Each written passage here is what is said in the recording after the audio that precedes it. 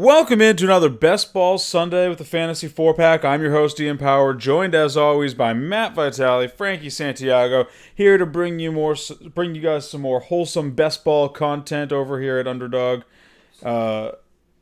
Couple things to note for everyone, in case you've been living under a rock. Some new things that are getting rolled out, some features that I've been waiting for a while. You can finally, at least on mobile, view your ownership percentages across all contests, and you can sort by tournament versus non-tournament. Very helpful, especially, I mean, I'm already in 15 best ball contests so far this year. Very helpful if you're in a situation like me where you're in a lot of contests. You want to make sure that you're spreading out your ownership percentage so you're not loading up too much on any one player or any group of players. So I would encourage everyone who's doing best ball this season, take a look at that on mobile. And if it's on mobile, it should be coming to desktop soon, I would imagine. We are currently in lobby waiting on 5 people. Going to roll through some news while we're waiting for this lobby to fill up. Lamar Miller, signed by the Patriots, immediately went on the pup. So do what you will with that. I know he could be activated at any point, but that can't be good for his recovery if he got signed and then immediately placed on the physical and able to perform list. Yeah, this does just reek of the Patriots who sign these old vet running backs and then they just peter out. Like, he'll be in for a game or two and he'll get like 300 on the ground, maybe a touchdown, but I'm not too worried. I'm still in on Damian Harris, but I still think this spells the beginning of the end for Sony Michel. Yeah. This smells like Bill Belichick just trying to scoop up a veteran running back so that no one else can have him, and then if he sucks, they'll just let him go. Yeah, we were on our way to hamper that Sony train heavily, and then also hamper the Damian Harris train, and it kind of just all seemed to not work out for Lamar Miller. Lamar Miller going on the pup doesn't make me hate Sony any less. In better running back news, CEH took reps of the starters for the first full team drills Friday. So, I mean, it's just sort of backing up what we all expected, but he is going to go into the season as the starter, obviously, if he's starting camp out, taking reps at the first team. So, good to see. Less good running back news, Melvin Gordon and Phillip Lindsay splitting reps. I think we were all kind of hoping that Melvin was going to be taking most of the reps and Phillip Lindsay was going to be getting the passing down work. So that's one that I'm going to want to monitor more as the season approaches, because if they're going to be splitting reps, then Melvin is going way too high. Yeah, I've been a little off on him, as the hype train for him has kind of built a bit, and people want to buy in as him as the lead dog with a Phillip Lindsay as a supplemental role. Mm-hmm. I've been just more sticking to I think Phillip Lindsay is going to steal a little more than what I want to pay for a 4th round, 3rd round running back. And then finally, not really news is going to impact anything on the field, but Kelsey got paid. $57 million contract extension, 28 guaranteed. Kelsey's obviously still one of the 2 best tight ends in the league. This just sort of backs that up. It shows that the Chiefs want to keep him around until the wheels fall off. Good for Kelsey.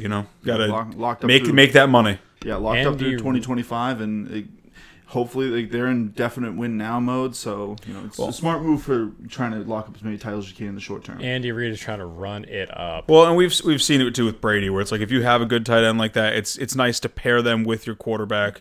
And really make your quarterback comfortable as long as you can, because we've seen them obviously work really well together, so we should get to see that for many years to come. We are waiting on one person now, so before we launch, I just want to remind everyone, if you enjoy the content we're bringing you, go ahead and follow us on our socials on Twitter. You can see the handles on the screen. I think is it up or down? It's down. Yeah, down here, not up here. So you can see the socials on the screen. Give us a subscribe on YouTube. Hit that notification bell so that way you know exactly when new content drops. I'm drafting out of the 5 hole today. Vitale out of the 7 and Frankie out of the 6. Straight line. Still counting this as a bottom half pick. I can't. We are going to have so many picks stolen from each other. Frankie's going to get no one. Just so everyone knows, we are switching up the format a little bit on our best ball videos today, so let us know what you think after the video in the comments. But we're only going to be doing 10 rounds streamed today, or filmed today, and then we're going to cut to the end and talk about our teams a little bit. The final 8 rounds generally just drag it out. I think the players being taken in that range, there's less to be said about them. Yeah. So this should make the video a little more easy to consume for you guys. There's less of a time commitment. It should and it lets us sort of focus on getting quality advice out there, and then we can jump to the end, spend a few minutes talking about our teams and. Yeah, and I guess as we're going away, I think the other benefit to that is if you have any questions about late round guys, feel free to leave a comment and we can address that at the start of another best ball or just another video. Yeah. Because we're always welcome to answering those typical questions of guys you think are great late round best ball guys, like if Reichwell Armstead's a good guy, or if you want to go for the backup out of Pittsburgh, guys like that. I mean, or hell, if you liked those final 8 rounds being part of it and you want us to keep doing that, bitch about it in the comments. First 5 off the board: McCaffrey, Barkley, Elliott, Kamara, and I'm going to make the 5th a guy that I have no shares of yet. Michael Thomas. I was going to say, are you going to go non-running back here? I will if my tablet lets me draft. There we go. I was running up on the top. It just kept jumping around to like different players. It was being a little glitchy on me. But yeah, I don't normally draft out of this spot, so I'm going to take this opportunity to get a share of Michael Thomas and see what my team looks like at the end. I mean, I've said it before. I do a bunch of these, so spending 1 or 2 of them to take some early round wide receivers isn't the end all be all. Yeah, I really do hate the 6th spot this year, particularly because I think I am going to get a lot of picks stolen from me, particularly in this draft. Yeah. You're being bookended by us. Yeah, this one's a tough one for me. I'm going to go with it's similar to Ian's strategy here. I'm going to go with the guy I don't have as many shares of. I'm going to go with CEH here because I'm usually either a little bit too high to take him, or we were drafting during times where he was not a top first round guy. Sure. But I was between him and Sanders right there. I think they're very interchangeable. It's kind of what you want more. I mean, CH definitely has the better team, but Sanders, a little bit, you know what you're getting with him a little bit more. I will say one thing too. It's a guy that I've actually been falling on. I'm not as big a fan of Derrick Henry anymore. I like both. I think I like both of them better than Derrick Henry, just because while you know what you're getting with Derrick Henry, one, I think he is more game scriptable than CEH or Miles Sanders. And 2, I think CH and Miles Sanders, because they're involved in the pass catching, I think they have a much higher ceiling than Derrick Henry does. Where it's like, I think Derrick Henry is probably about as safe as you can go in the first round, outside of maybe like a Zeke or a Christian McCaffrey. But I think his floor and his ceiling are very close together. So, me personally, when you're looking at first round guys, because Miles Sanders and CH both they obviously have lower floors than Henry, but they're not. I don't think their floor is 0, obviously. I'd personally rather take one of them and try and capture some of that upside while also getting an electric pick. Yeah, with Henry, like I said, I feel like of those 3, when you look at them, Henry, I feel like has the worst offense. I mean, it's arguable with Philly, but at least Philly's going to throw a lot. Philly's a higher powered offense, though, when everything's on the field. Yeah, they can score, whereas Tennessee's meant to win, 20 to 14 and just kind of grind it out. Oh yeah, no. Tennessee wants to win every game by 1 touchdown and have it be 7-0. They want to play slow. They want to play a defensive run first game, which I mean it's good for Derrick Henry, but it does limit your upside because there's not going to be as much scoring in those games. I mean we've seen the Chiefs be able to score 55 points in a game before. You got to figure a lot of that's going to go to CEH if something like that happens. So, Vitaly, you're coming up here about 30 seconds off from your pick. Who are you thinking at 2-6? Some good guys kicking around here. It's definitely a tough one. If he falls to me, I'll hope I can pick him if my cursor will return here. But so he didn't fall. I was hoping for Julio right there. But I am still confident in taking Eckler, who's probably going to be my auto draft if my mouse is just straight up gone right now. So it's fine. It'll time out and just give me Eckler, who I'm completely okay with taking there. Well, we know you don't want Aaron Jones anyways. Oh, yeah, I definitely don't. So I'm surprised that you would take Eckler over Jones. Like I said, I've been consistent on that lack of... I know Green Bay is trending towards the run, but for me, it's just they're a team that he is specifically a running back I don't want to buy in on this season just because I think his value is a little bit too high, and I don't believe he's going to get the touchdown volume. I think Dillon's going to steal too many touchdowns from him, and I think Rodgers. If I'm expecting Rodgers to have an uptick, I think it's going to be more of a Devontae Adams year. I respectfully disagree. I will take him in the middle second round. All right. Well, I was hoping Aaron Jones was going to slip to me, but I should have known better. So I'm going to go ahead and lock up.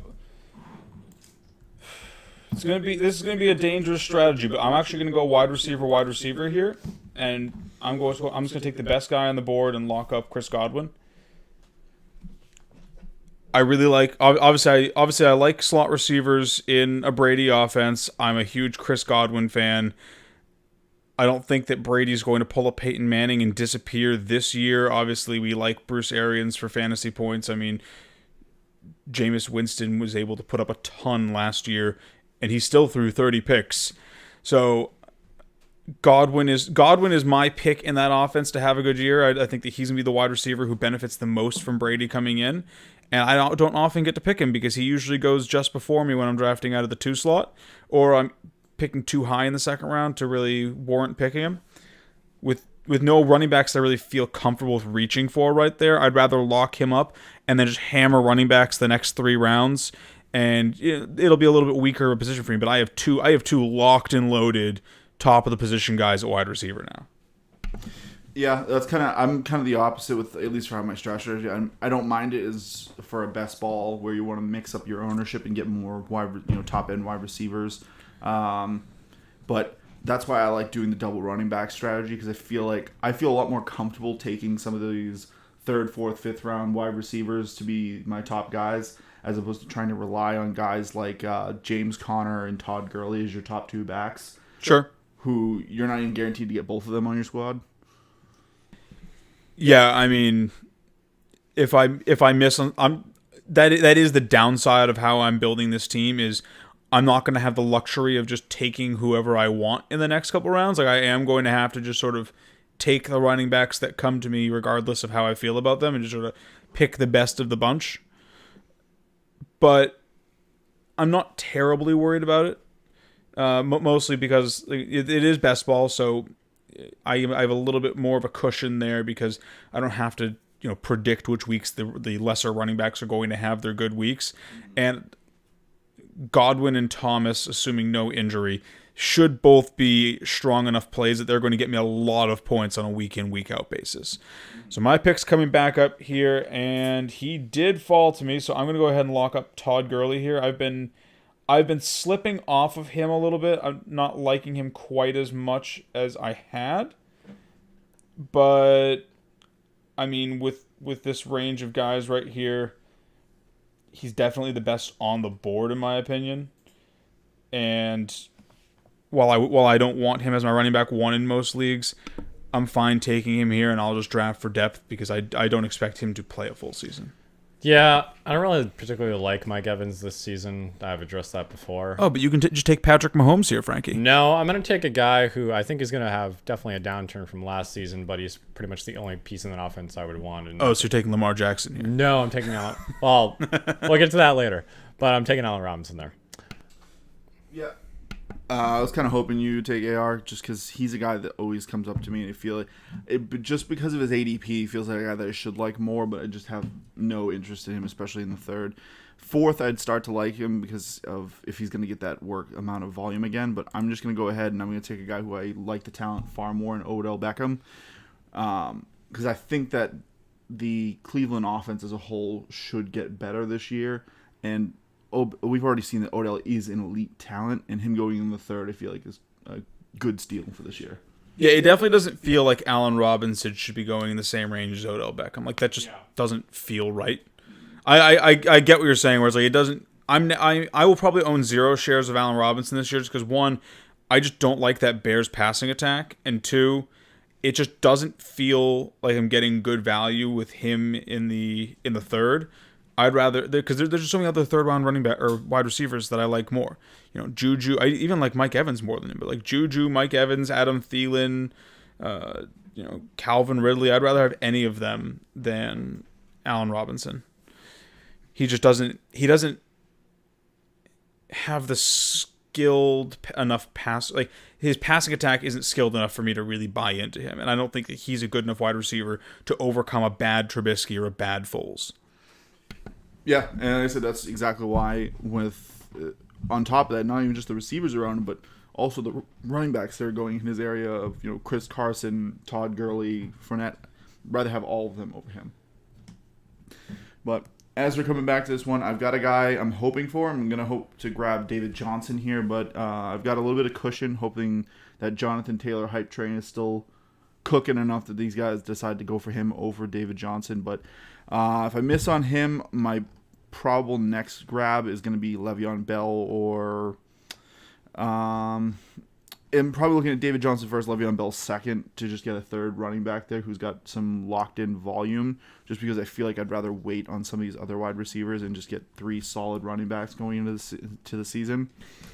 Yeah, I mean, with the Colts news about Jonathan Taylor, about how they're going to feature Marlon Mack to start, and they're just going to ride whoever the hot hand is, and now the Broncos news that Melvin Gordon and Philip Lindsay are splitting carries, the 4th round definitely becomes a much tougher place to pick a running back, just because like all of the guys going here are major question marks. For David Johnson is switching teams in age. Le'Veon Bell, it's Adam Gase.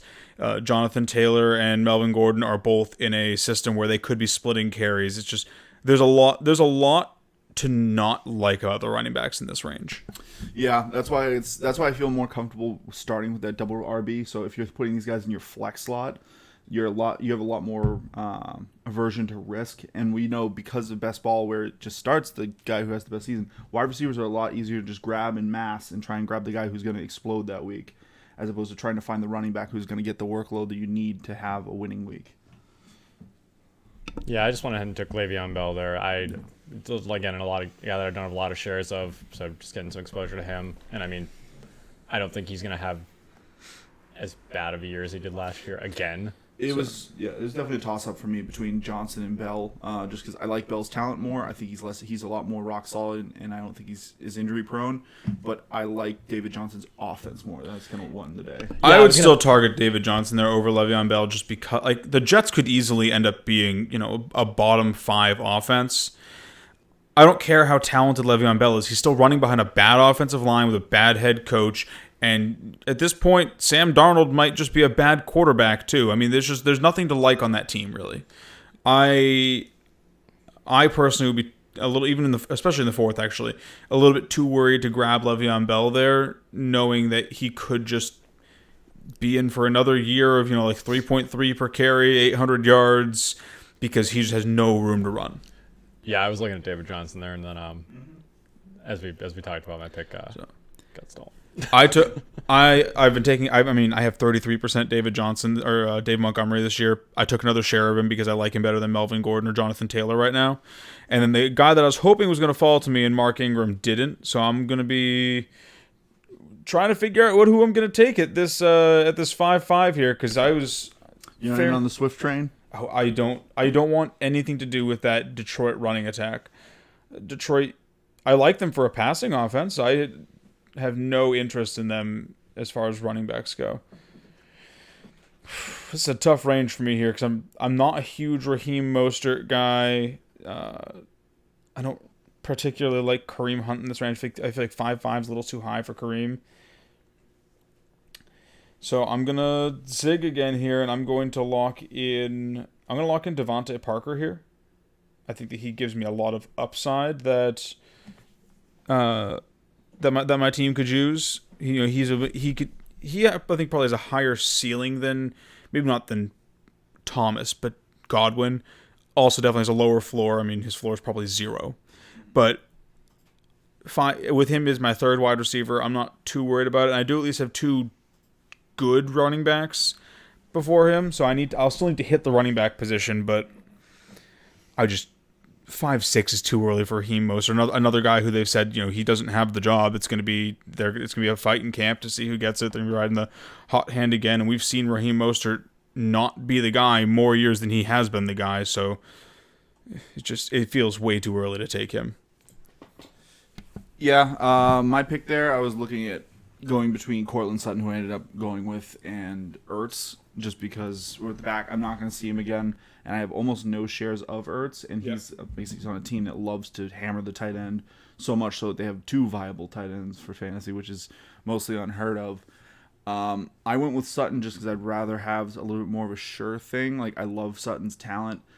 The only question mark I had for him really is how good is Drew Lock going to be, which I think he did well enough in that short sample size. And, I mean, Sutton did pretty well with Joe Flacco, who was completely washed up at that point. So I believe in the Denver offense and their system. So I think that he should still be at least a serviceable wide receiver 2. And in the 5th round, it's fine value. I'm not getting a steal, but I'm getting value. I mean, I would argue Cortland Sutton is someone who it's kind of tough to pin his value on him, just because there is so much changing in that offense and how, I guess, like, young the offense is. But Cortland Sutton, I mean, we've seen him have game-breaking talent. I think I wouldn't say he's a guaranteed steal in the 5th, but he's someone who you could be very happy you drafted, come middle of the year, if that Denver offense comes to fruition. If everything we think about them ends up happening, he's going to be he was top 12 for a lot of last year. I don't remember exactly where he finished, but I know he was blowing doors for a lot of last year. I mean, it's not out of the possibility we see that again. Yeah, and like I said, that's why I went to capture that upside for my team. So I've got, in my mind's eye, I've got OBJ and Sutton now, 2 guys who have game-breaking ability, but also do have a little bit more of a floor, a gap akin to a boom or bust guy, which I think is more okay in best ball because I can try and fill that in with more sure-fired wide receivers or guys who are a little bit less sexy. Like, I was hoping here for Keenan Allen to be my 3rd wide receiver, really just kind of give me a nice base of, a guy who's going to get, 5-6 balls a game and, maybe not light up the stat sheet, but he's going to keep me with a consistent score. So you've got 3 running backs. You've got 4 running backs. Are you guys starting to look at wide receivers here, or are you guys going to keep hammering that running back position? I'm probably going to start looking at wide receivers. There are a couple more running backs on the board, one in particular right now that I like, but I think I'm pretty good at the running back position at this point. Honestly, I might try and snap one of the higher end safe quarterbacks, just so I don't have to worry about it as much. But it's kind of how my pick pans out here. I really don't want another running back right now, but just seeing him and the fact that I'm right in front of Frankie, there is definitely a thought in stealing him, but I'm going to go for what's better for my team and get my 3rd wide receiver just right now. Just steal him to be a dick. Just steal him to be a dick, but I'm going to go with AJ Green right there. The 6th round is getting a little... I think that's like as high as I would want to take AJ Green. It's just there's not a lot of great other guys there. Like Michael Gallup, I do like, but I think I'd rather just buy I'm looking at buying ceiling for AJ Green. I understand his floor. Yep. So I'd rather just buy 3 guys who have a great ceiling and could just, if everything goes right, which is kind of how you play best balls, if everything goes right, I just have game breakers every week.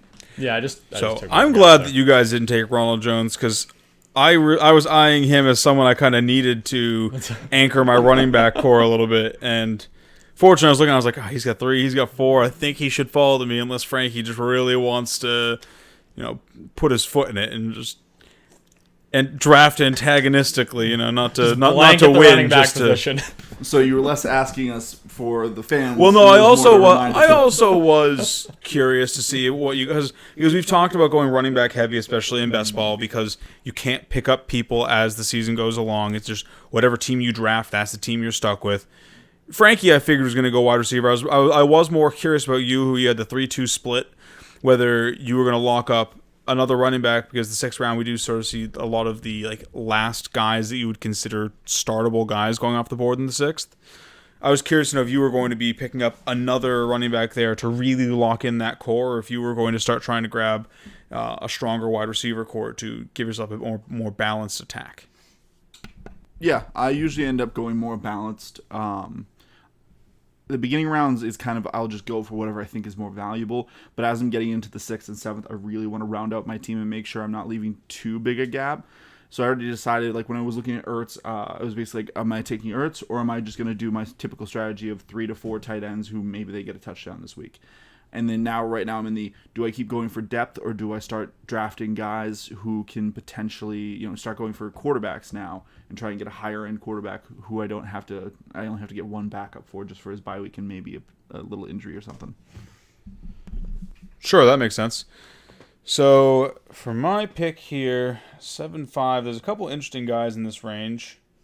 And thankfully, people ahead of me are taking people that I'm not interested in, so I'm probably going to get my pick of people here. For me, it's really coming down to if I want to reach on a running back or just lock in one of these safe wide receivers on the board still. Tyler Boyd, Brandon Cooks, Julian Edelman.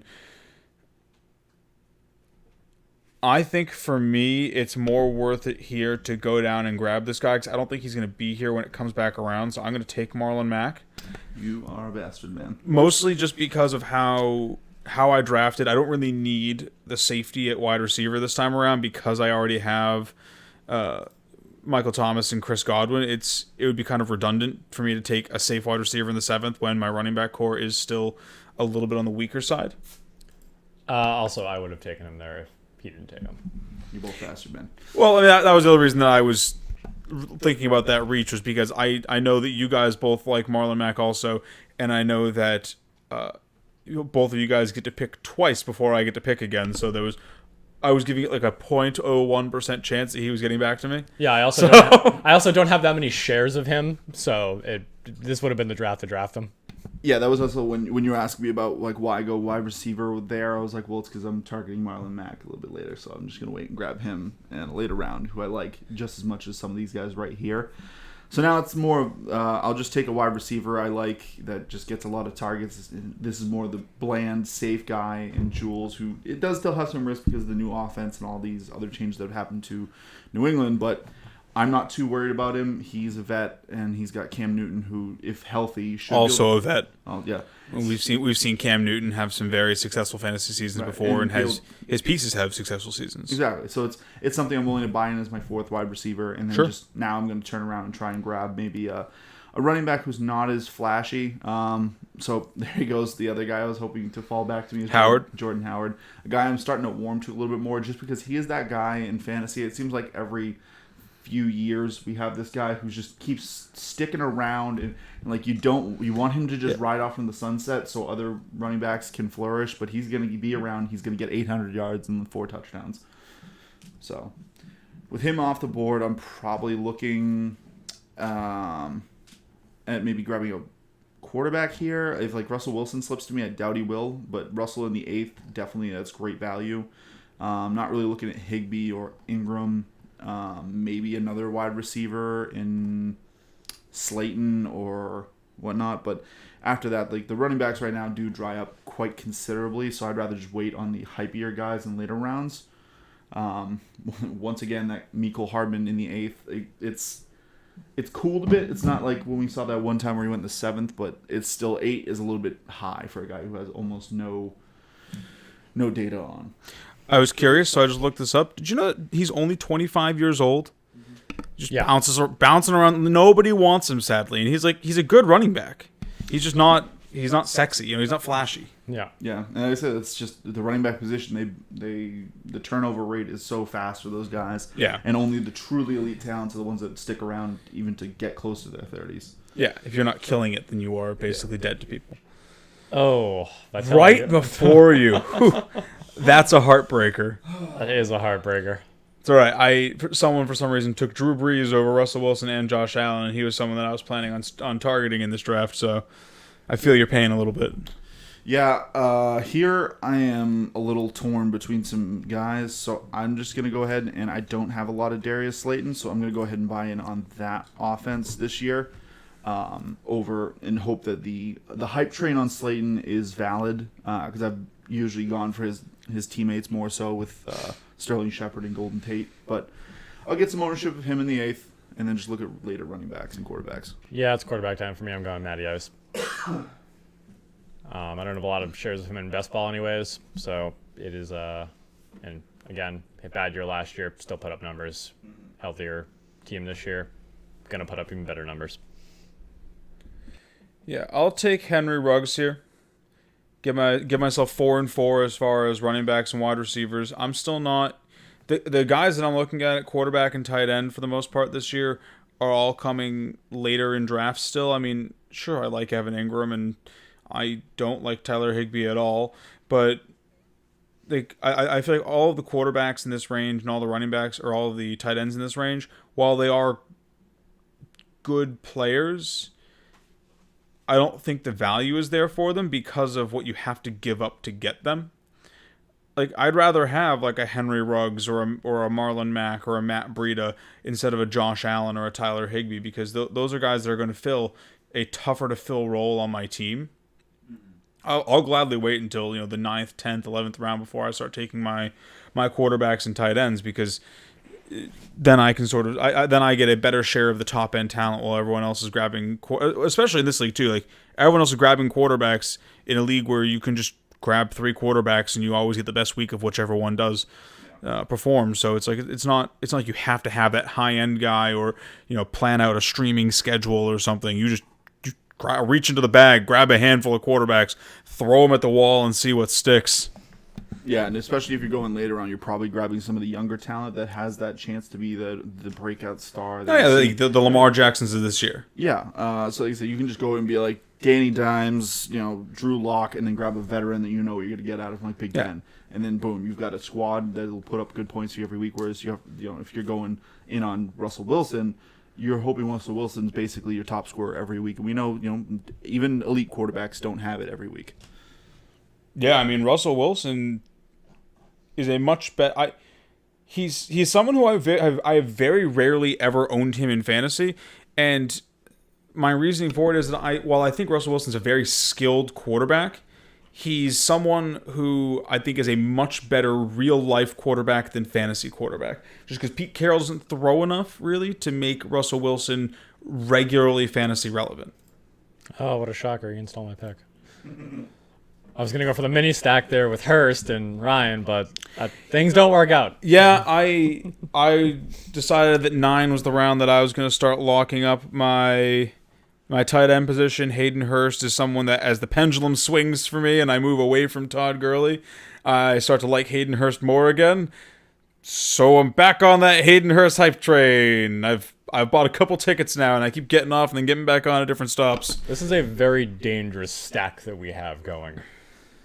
Yeah, like I said, when you told me that you were back on the Hurst train, I was just, so fantasy community, get ready. It's going to be Gurley right as the drafts actually start happening before the season kicks off, so just plan accordingly. Nope, he's dead to me now. This pendulum's just out here on the right. It's going to come right back to Gurley, and then that's where the draft's going to happen. And then mid-season, he's like, no, it should have been Hurst. Nope, I'm sticking to Hurst. Hurst is my guy. Let's see. I love that Falcons offense. It's very fantasy friendly, and Todd Gurley, what is he even a player in the NFL? I mean, that guy you just drafted in the 3rd round. But yeah, well, you know what? That was not by choice. Sure. But right there, you went with Gibson. A little early, but I mean, he is creeping up boards, and if you want him, you're gonna have to take him. Can't get behind, especially with the news coming out of Washington that Bryce Love's looking great. I can't get behind Gibson. It's just like this feels to me like a situation where the fantasy community is just over the moon about this guy because he had some good workout tapes. And he was good in the combine, and he was good in college, and everyone's like, he's the best. And meanwhile, the Washington football team is like, we have 4 other guys. Yeah, one of those being all day. Hall of Fame running back who still put up 1,000-yard season with them and their putrid offense. So I think for me, my strategy approaching that backfield, I'll grab Adrian Peterson late if I want to get a share of that backfield, and otherwise I'll Bryce Love it up at the very end, but I'll just go for who I went with there, Latavius Murray, who's on a much better offense and has a lot more touchdown equity available to him. You were dropping your R's there a little bit, Vitelli. The Boston accent catching on? I mean, I did finally get the license changed over. I mean, maybe it's, soon I'll be the Mary Duncans. All right, so our final 3 picks are coming up before we fast forward to the end for the viewing audience. What are you guys thinking about for this run here? I'm definitely probably going to go with another wide receiver. I like how it's definitely probably. Definitely probably. Definitely not thinking 60% of the time, it works every time. Definitely not thinking tight end at all.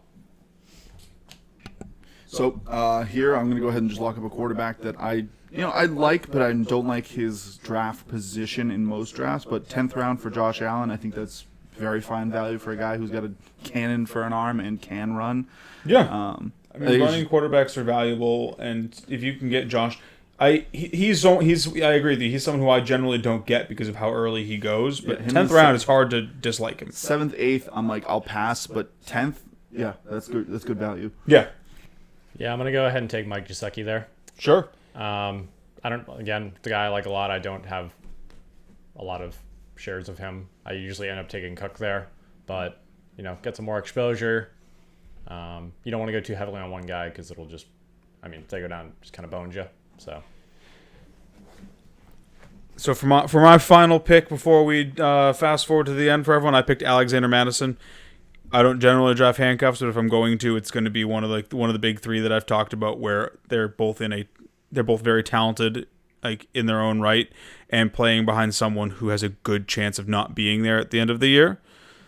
So we all know Dalvin Cook has his issues of staying on the field. I'll take the very talented guy behind him who inherits that job 100% in a run-first offense, and just hope that, obviously never hope for injury, but hope that, Alexander Madison gets some time on the field this season.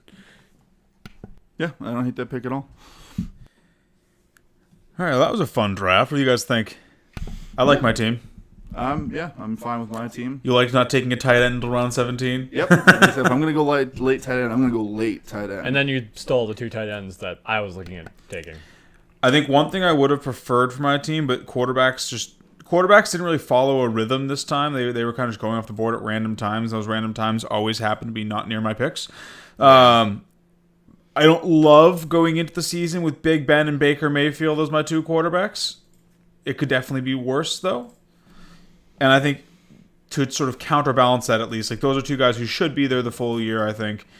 And my running back and wide receiver cores are really strong.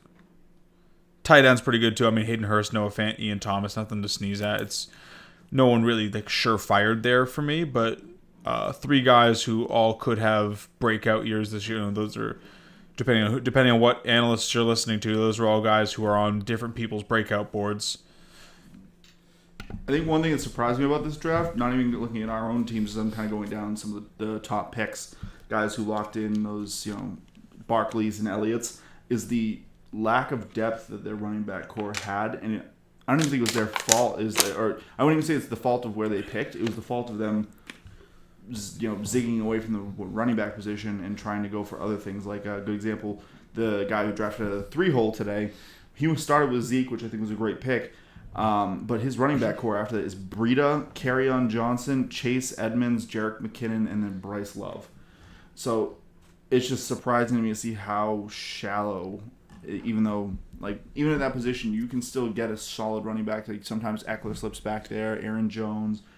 He did draft 4 wide receivers in a row, though, after Saquon Barkley. So, your team's going to look like that sometimes. If you, any time that you hyper-focus a position like that, you're going to be weak in other spots. Like Galladay, Juju, Lockett, McLaurin, honestly, it was not a smart series of picks for him because those are 4 guys who, very realistically, those are 4 guys who could be good every week. And if that's the case, or even if they're good most weeks, then you're going to be leaving points on your bench a lot with them because there could be a situation where all 4 of them go off in 1 week and you just don't get one of their points. Yeah.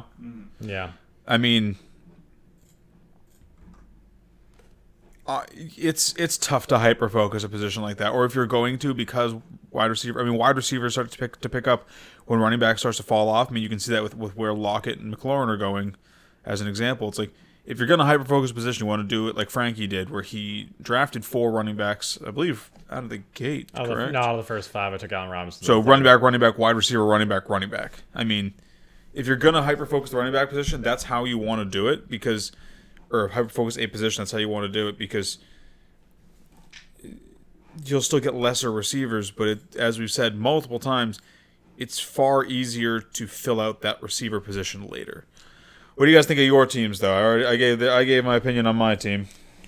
Yeah, I think that with the running back thing, I was not only drafting just because I was worried about the running back fall off. It was actually kind of to take these picks away from other people who are also in this pool. because I mean, one more guy that you have is a guy that somebody else doesn't have. It just kind of worked out like that, where I was able to draft like that. And I mean, my wide receivers definitely could be stronger. I mean, I'm not super confident in Allen Robinson being my one, but I mean, I think I have those guys who are capable of having those boom weeks, where I don't have those guys who are gonna. I don't have 4 or 5 guys who are just gonna go off every week or potentially go off every week. I have a bunch of guys that could. I mean, Deshaun Jackson, who I got later, Alan Lazard, who's going to be the number 2 in Green Bay. I mean, of the 3 of us, I think that you have the strongest team. I'm looking down the draft board here, and I definitely like your team the best. I really like the pairing of Dalvin Cook, Aaron Jones, then backing them up with Le'Veon Bell and Raheem Mostert. I don't feel like your wide receivers suffered too much because you were still able to get Allen Robinson, Michael Gallup, and Brandon Cooks to solidify that wide receiver core. I mean, tight end's a little shallow, but everyone's tight end is a little shallow just because the entire position of tight end is shallow. I drafted wide receiver. I don't particularly like that strategy. Yeah, I'm not a fan of it. I think the one thing I think the big thing when I look at Frankie's team is I really wish if I was in your shoes, I'd at least tried to grab one quarterback late just to kind of fill in. As far as for my own, I'm okay on my quarterbacks. There's guys I like, but I'm not too jazzed, so that's why I just went 3 with them to try and just grab whoever's the best that week. As far as running backs, I like my top 3, but then they kind of started drying up really fast while I was trying to get my wide receiver, so I couldn't get a 4th that I'm super confident in, but Latavius Murray should be able to fill in a couple of weeks there where either David Johnson or Eckler or maybe he falls into the end zone for 2 touchdowns. Right, that's kind of the guys. Yeah. And I feel like overall my team has a very boom or bust style to it, especially with my wide receivers. I could have a very floor week across the board where I get injuries and bye weeks and just bad games could all line up for me to have a very bottom of the barrel score. But I also think it could, top out really hard. That is one thing too that I will say about your team. I am not a fan of how injury prone your team is. I mean, especially at the wide receiver position. Yeah. Oof, you've got some danger picks there, my friend. I mean, you could be looking at a situation mid-season with your squad where you don't have Odell Beckham, AJ Green, or Julian Edelman, and your wide receiver core is Cortland Sutton, Darius Slayton, and Jerry Jeudy. Oh yeah, like I said, I think that's a sketchy proposition right there. And I think that's kind of the beauty of best ball, where it's okay to go a little more risky because like I said, you're not trying to win. Trying to win yourself into the playoffs and then tool with your team as you go. You're trying to win it all from the start. Yeah. So I personally would have avoided some of that injury risk just because those are 3 guys who have had trouble staying on the field in recent years.